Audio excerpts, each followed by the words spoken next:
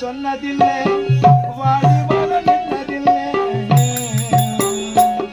அப்பா வாடி மன நின்னதில்லை வாடி மன நின்னதில்லை தன்னுடைய குடும்பத்தை காப்பாற்றுவதற்காக தன்னுடைய மனைவி மக்களிடத்தில் பிள்ளைகளிடத்தில் அவர் பட்ட கஷ்டத்தை ஒரு நாள் அவர் சொன்னதே கிடையாது. ஏன் சொன்னா இந்த கஷ்டத்தை எல்லாம் பொண்டாட்டிக்கிட்டு பிள்ளைங்கிட்ட சொன்னா அவங்க கஷ்டப்படுவாங்களே, அந்த கஷ்டமெல்லாம் நம்மோடு புதைஞ்சு போட்டோம், நம்ம குழந்தைங்க நம்முடைய பிள்ளைங்க நம்முடைய மனைவி சந்தோஷமா இருக்கட்டும், நம்முடைய பேர பிள்ளைங்கள்லாம் சந்தோஷமா இருக்கட்டும்னு நினைச்சு விட்டாங்க.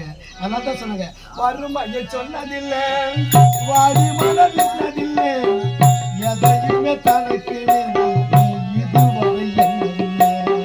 ஐயா இதுவரைக்கும் உங்களுக்காக நீங்க எதையும் சேர்த்து வச்சதே கிடையாது. எல்லாமே உடைய மனைவி மக்கள் அண்ணன் பிள்ளைங்க தம்பி பிள்ளைங்க தம்பி பேரனுங்க அண்ணன் பேரனுங்க இப்படித்தானே எல்லாத்தையுமே அவங்களுக்காக தானே ஏற்படுத்தீங்க. ஐயா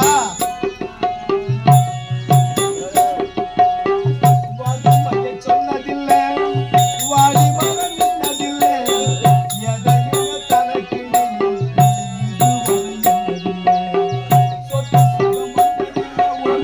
சொந்த மண்ணு தந்ததில்லை எத்தனை துன்பத்திலும் யாரையும் உழைச்சி உழைச்சி நீ ஓடாதே. ஐயா உன் குடும்பத்திற்காக நீங்க உழைச்சி உழைச்சி ஓடாதுங்க ஐயா சுப்பிரமணிய ஐயா. உழைச்சி உழைச்சி நீ ஓடாதே உன் பிள்ளைகள் எளிதா படிக்க நீ தேடாதே. அல்லும் பகலும் துயர் கடல் நீராடி அல்லும் பகலும் துயர் கடல் நீராடி உடைய குடும்பத்தை ஆலமரமாலாக்கினே போராடி அல்லும் பகலும் துயர் கடல் நீராடி நீங்கள் ஆலமரமா ஆலாக்கினே போராடி.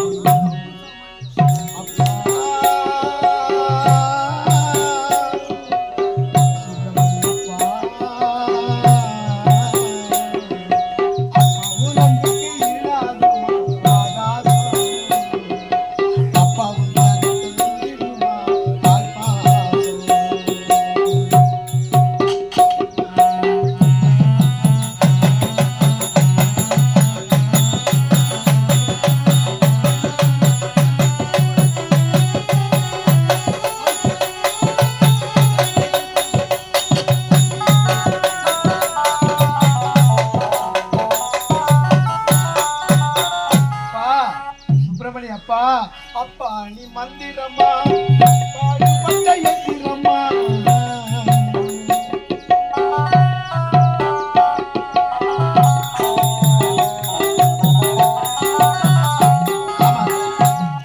ஏன்னா அதாவது எந்திரத்திற்காவது கொஞ்ச நேரம் ஓய்வு இருந்திருக்கப்போ ஒரு டிராக்டருக்கு உதாரணம் சொல்றேன். அது ஒரு வாரமா ஏர் விழுதுன்னு வச்சுக்க, அது ரிப்பேர் ஆச்சுன்னா கொண்டு போய் மெக்கானிக்கல் செட்டில் விட்டாங்கன்னா ஒரு வாரம் சரி செய்யறதுக்கு டைம் வேணும். ஆனா அப்பா அப்படி கிடையாது. ஏன்னு சொன்னா அவருக்கு உடம்பே சரியில்லைனா கூட பரவாயில்ல, அவர் வீட்டில் படுத்திருப்பாரு. ஐயா இந்த வேலையை கொஞ்சம் செஞ்சு முடியுங்க, ஒரு 1000 ரூபாய் கொடுக்குறேன்னா தனக்கு உடம்பு சரியில்லாத பொருட்படுத்தாம அந்த உடம்பு நோவில் கூட உடம்பு சரியில்லாம இருக்கிற அந்த நிலையில கூட போயிட்டு நமக்கு 1000 ரூபாய் வருதே, நம்ம குடும்பத்தை காப்பாற்றலாம், நம்ம பிள்ளைகளை சந்தோஷமா வச்சிருக்கலாம்னு சொல்லிட்டு உடம்பு சரியில்லா கூட பரவாயில்ல ஓய்வில்லாத போய் அந்த வேலையை செஞ்சு முடிச்சுட்டு அந்த 1000 ரூபாயை கொண்டு வந்து தூண்டுறாங்க தன்னுடைய குடும்பத்திற்காக கொடுத்துருக்காங்க நம்ம சுப்பிரமணிய ஐயா. அதுக்கு தான் சொன்னான் அப்பா நீ மந்திரம்மா பாடுபட்ட எந்திரம்மா நம்பிக்கையா நீ இருந்தே நான் வளர்ந்து போகிறோம்மா.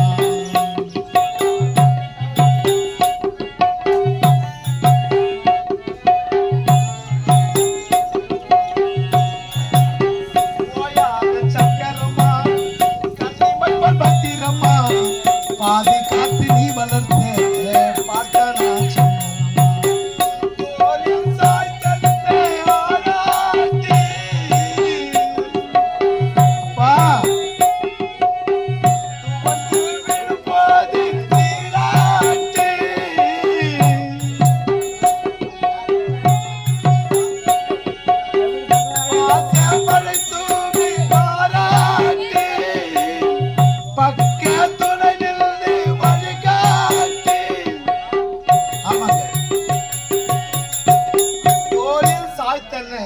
ஆராட்டி குழந்தைங்களை ஒரு தகப்பன் தோளில் சாய்த்து குழந்தைய ஆராட்டு வரும். துவண்டு விழும்போது அந்த குழந்தை துவண்டு விழும்போது சீராட்டு வரும்.